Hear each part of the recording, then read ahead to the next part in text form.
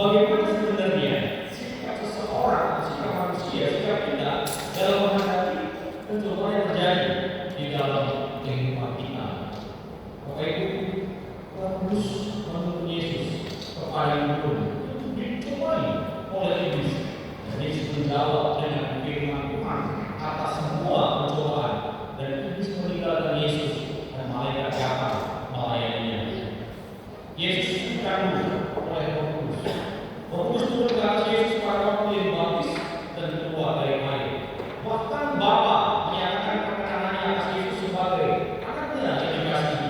Markus 3 ayat 17. Roh Kudus yang sama juga membawa Yesus dicobai oleh iblis di padang gurun. Makanya terima kasih. Roh Kudus membawa Yesus ke padang gurun dicobai. Di padang gurun Bapak Ibu, Yesus sudah berpuasa selama 40 hari, 40 malam. Pasti dia lapar. Terima kasih. Roh Kudus mencoba, Roh Kudus iblis mencoba Yesus. Demikian juga pada waktu di Taman Eden, kalau kita ingat peristiwa di Taman Eden pada Adam yang pertama dicoba juga oleh ular. Di padang gurun juga bangsa Israel mengalami namanya pencobaan. Pencobaan bisa menjadi sesuatu hal yang tidak terkatakan di dalam kehidupan kita. Tidak ada manusia yang mau mengalami pencobaan. Pencobaan itu datang begitu saja tanpa manusia tidak siap untuk menghadapinya. Maka dibaptis dan dimerintahkan oleh Roh Kudus. Ketika kita percaya, bukan berarti kita langsung masuk ke dalam jalan hidup yang lurus, kemudian tidak ada tantangan, tidak ada rintangan, tidak ada hambatan. Daud menjadi raja yang dipuji dan juga menjadi raja rujukan yang dianggap baik. Namun Daud menghadapi berbagai persoalan. Dia harus menghadapi Goliat yang begitu besar. Daud juga harus menghadapi Saul yang terus-menerus mengejar untuk membunuhnya. Kemudian Bapak Ibu, bahkan anak kandung Daud sendiri mengkudeta Daud sehingga dia harus melarikan diri dan berperilaku seperti orang gila. Musa yang merupakan bayi pilihan tinggal di istana Firaun. Setelah itu 80 tahun dia hidup di padang gurun. 40 tahun mengembalakan domba dan 40 tahun kemudian mengembalakan bangsa Israel yang terkenal dengan bangsa yang tergantung kasih Allah. Perjalanan iman yang tidak mudah di jalan di satu sisi jalan Yerusalem, tetapi di sisi lain apa sih adalah sebuah kenyataan, sebuah realita hidup yang harus dijalani untuk mencapai satu destinasi. Ada proses perjalanan. Prosesnya bisa berat, bisa sedang, bisa juga ringan. Tetapi kenyataannya Bapak Ibu, tidak ada yang namanya jalan lintas. Tetapi perjalanan yang harus dituntaskan. Terima kasih Tuhan Yesus Kristus. 3 kali iblis memberikan Yesus jalan lintas dalam kesempatan Tuhan kepadanya. Mencoba pertama dikatakan, buktikan dirimu adalah anak Allah. Jalan lintas yang kedua adalah dengan membawa Yesus ke kota suci dan di tempat yang di atas hubungan baik Allah, tempat yang sempurna dan ditopang dengan firman Tuhan dari Mazmur 91 sampai 12. Tempat yang tepat dengan firman Tuhan yang tepat, namun datang dari si penyesat yaitu iblis. Jalan lintas yang ketiga adalah semua kerajaan dunia dengan kemegahan akan instan menjadi milik Yesus bila Yesus sujud menyembah kepada Yesus. Kalau itu bila harus ditawarkan kepada Kaisar Roma, ya pasti akan ada. Karena itu kan raja yang lain dan memerintah atas segala target para penjajah di dunia ini. Hati-hati dengan semua yang namanya jalan pintas. Bagaimana Bapak Ibu dan saya dapat mengetahui bahwa itu jalan pintas? Dari mana kita mengetahui bahwa itu jalan pintas? Ketika pusat penguasaan adalah diri kita dan ego kita semata, dan bukan Yesus dan untuk kemuliaan namanya, itulah yang namanya jalan pintas. Ketika pusat penguasaan ada pada diri kita, bukan pada Allah, itulah jalan pintas. Bapak Ibu, terima kasih. Yang spektakuler dari peristiwa ini adalah iblis sebagai teolog yang terkuat mau menemukan Yesus dengan firman Tuhan untuk tunduk kepadanya. Tetapi Yesus menundukkan dirinya kepada Allah dan firman-Nya, meskipun dia lapar, tetapi ia tidak menempuh jalan pintas. Yesus sebelumnya memakai firman Allah untuk merespon setiap pencobaan, bukan untuk memuaskan dirinya, tetapi untuk memuliakan Allah. Mana dari surga terjadi karena firman Allah, bukan karena perbuatan manusia. Bapak Ibu, Yesus adalah Allah yang menjadi manusia. Tetapi di dalam pelayanannya, ia selalu berkata bahwa perkataan yang diucapkan tidak datang dari dirinya sendiri, melainkan dari Dia yang mengutus aku. Perbuatan yang kulakukan ini tidak datang dari diri sendiri, melainkan dari Bapa yang mengutus aku. Perkataan yang perbuatan Yesus bersumber dari Allah, bukan dari sumber yang lain. Perkataan yang perbuatan Yesus bersumber dari Allah, bukan dari sumber-sumber yang lain. Untuk mengasihi Yesus datang ke dunia untuk menjalankan agenda Bapa, bukan agenda pribadinya. Pertanyaan sederhana bagi Bapak Ibu, kalau Yesus datang ke dunia menjalankan agenda Bapanya, bukan agenda pribadinya. Ketika kita hadir di dunia, agenda siapa yang kita jalankan dalam kehidupan kita di dunia ini? Apa agenda kita pribadi atau agenda Allah yang mengizinkan kita hadir di tengah-tengah dunia pada saat ini? Pertanyaan sederhana yang perlu kita lakukan dalam perjalanan hidup kita. Sampai dengan saat ini, agenda siapa sebenarnya kita akan jalankan ketika kita diberikan untuk hadir di dunia ini? Ketika iblis memakai firman Tuhan dengan memanipulasi kebenarannya, Yesus mengatakan tidak boleh mencobai firman Allah. Manusia boleh diuji, tapi Tuhan tidak boleh. Justru orang harus disembah dan semua ciptaannya harus berbakti kepadanya.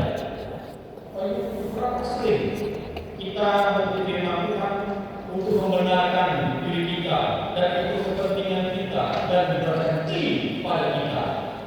Pengertian firman Tuhan harus memuliakan Allah, memberkati sesama dan juga menolong kita, tapi tidak berhenti pada diri kita.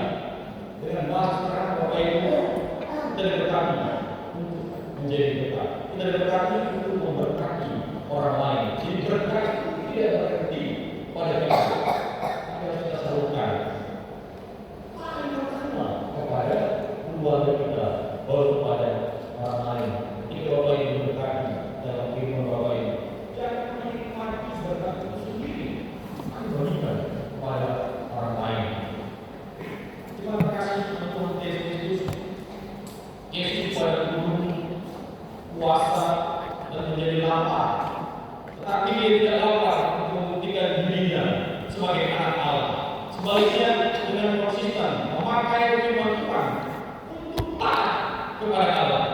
Yesus memiliki hati yang taat dan patuh kepada Bapaknya, sehingga hatinya menghasilkan buah yang manis, yaitu iblis tidak berhasil mencobai Yesus.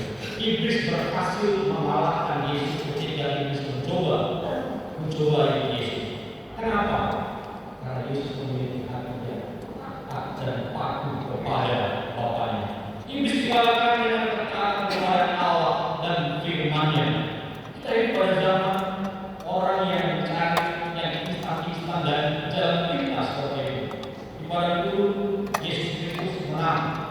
Di bukit Kalvari Yesus Kristus menang. Yesus menang karena Dia memiliki hati yang patuh dan taat untuk melakukan kehendak Bapaknya. Sebelumnya kehidupan Yesus adalah memuliakan Bapa di surga. Bapak Ibu, cuma kasih pertanyaannya kepada siapa yang memuliakan di dalam kehidupan kita? Pertanyaan yang paling mendasar. Jangan sampai kita terjebak untuk memuliakan diri kita sendiri dengan apa yang kita dapat, apa yang kita terima di dalam kehidupan kita. Apa yang kita terima, apa yang kita jalani pada saat ini, yang kita rasakan, itu semua berasal daripada Allah. Hanya kata anugerahnya semata. Yesus berkata bahwa aku datang bukan untuk dilayani, melainkan melayani dengan memberikan nyawamu bagi banyak orang. Padang gurun adalah satu realita yang tidak dapat kita elakkan dalam proses kehidupan kita di dunia ini. Memang kita di dalam dunia, tetapi kita bukan dari dunia. Sama seperti Kristus bukan dari dunia. Oleh karena itu kita harus pakai senjata firman Allah untuk menjalani kenyataan hidup ini dan tidak dari manipulasi si iblis yang memakai firman seolah-olah untuk pencapaian kita, tetapi sesungguhnya ia menjadi penyebabnya. Yesus menolak semua manipulasi kebenaran si iblis dan ia menang karena Yesus menunjukkan dirinya sepenuhnya kepada Bapa dan mematuhi firman Allah. Bapak Ibu, Tuhan terkasih dalam nama Yesus Kristus, bagaimana supaya kita tidak terkecoh oleh manipulasi iblis? Hanya kebenaran firman Tuhan ini. Jikalau kita hidup oleh Roh, baiklah kita juga dibimbing oleh Roh. Galatia 5 ayat 25. Roh Kudus yang membuat kita lahir baru dan mengerti hal-hal rohani. Dia juga bukan saja mengerti hal-hal rohani, tetapi kita memberi diri kita dibimbing oleh Roh Kudus. Siapa yang memimpin kehidupan Bapak Ibu hingga saat ini? Pertanyaan bagi kita. Apakah diri kita sendiri yang memimpin kehidupan kita, atau Roh Kudus Allah yang memimpin kehidupan kita sampai dengan saat ini? Bapak Ibu, Injil Lukas dikatakan iblis menunggu kesempatan yang baik untuk kembali lagi ketika dia tidak berhasil untuk mencobai Yesus di padang gurun. Iblis adalah seperti singa yang mengaum, tetapi iblis telah dikalahkan oleh singa dari ibunya, yaitu Yesus Kristus. Firman Tuhan bagi kita pada pagi hari ini jelas mengingatkan kita bagaimana caranya supaya kita menang ketika pencobaan terjadi dalam kehidupan kita. Sederhana, Bapak Ibu, tunduk dan patuh kepada Allah lewat firman-Nya, taati firman-Nya, panggilan menang dalam menghadapi pencobaan. Kenapa Adam dan Hawa kalah pada waktu mereka dicobai di taman ini? Sederhana jawabannya, karena mereka tidak tunduk dan patuh kepada perintah Allah. Maka setelah itu, Bapak Ibu, manusia terpaksa kalah oleh pencobaan iblis di taman ini. Teks Bapak hari ini mengingatkan kita supaya kita tidak kalah ketika kita menghadapi pencobaan dalam kehidupan kita. Pilihlah hati yang patuh dan taat kepada Allah lewat firman-Nya. Bagaimana kita memberikan hati yang patuh dan taat kepada Allah? Baca firman Tuhan, Bapak Ibu. Baca firman Tuhan.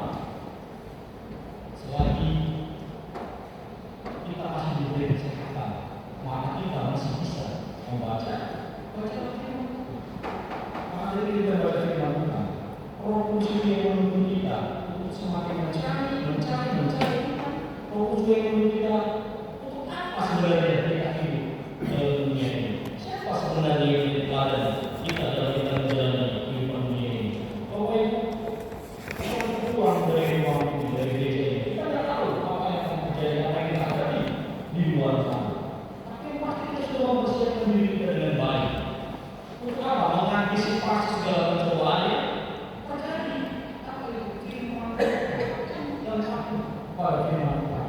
Maka kita akan menghasilkan buah yang manis, hati yang berbuah. Bagaimana cara memberikan hati supaya kita berbuah? Taat kepada firman Tuhan. Iblis menyerah kepada Yesus dan patuh kepada Bapaknya lewat firman-Nya. Hari Bapak Ibu, firman Tuhan kembali mengingatkan kita sejauh mana kepatuhan kita, ketaatan kita kepada Tuhan. Sejauh mana hati kita menghasilkan buah di dalam kehidupan kita. Kalau kita mau